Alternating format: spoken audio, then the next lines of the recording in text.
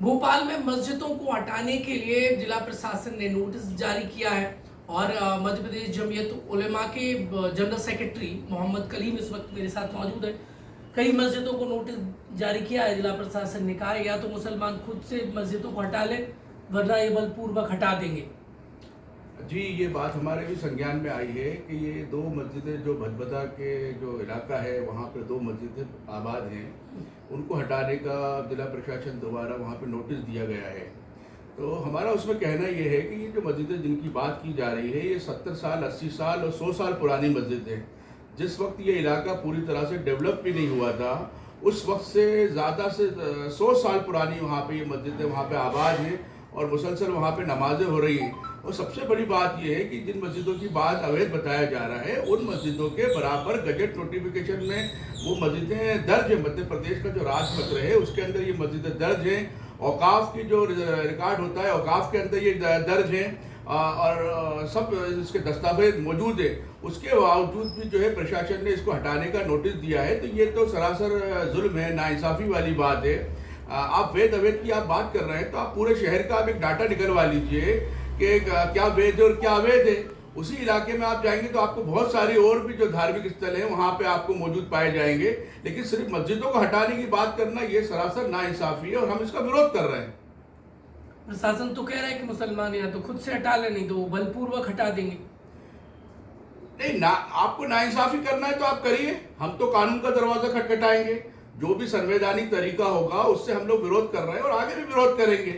कानून भी तो कोई चीज होता है ना कि आप कोई चीज को आप अवैध घोषित कर देंगे तो वो उसकी कोई बुनियादें भी तो होंगी कि अवैध होने का उसकी क्या बुनियादें। एनजीटी के आदेश का हवाला दिया जा रहा है। नहीं, एनजीटी के अंदर तो मैं बताऊं आपको कि ऐसी बहुत सारी एनजीटी ने पहले से भी प्रॉपर्टीज को जो है घोषित कर रखा है। तो वो सारी सबको नोटिस दे दिया गया है और सबको हटाने की कार्रवाई कर दी गई है कि सिर्फ मस्जिदों की बात कर रहे हैं। अभी हम भोपाल में हम देखेंगे तो भोपाल में तो जो तालाब का कैचमेंट एरिया के अंदर हॉस्पिटल तक बने हुए हैं, यूनिवर्सिटियां तक बना दी गई है, मेडिकल यूनिवर्सिटी बनी हुई है वहाँ पे कैचमेंट एरिया के अंदर। और पहले से बहुत सारे जो है ऑर्डर जो है एनजीटी के निकले हुए हैं। तो आप सबसे पहले उन पे कार्रवाई करिए ना।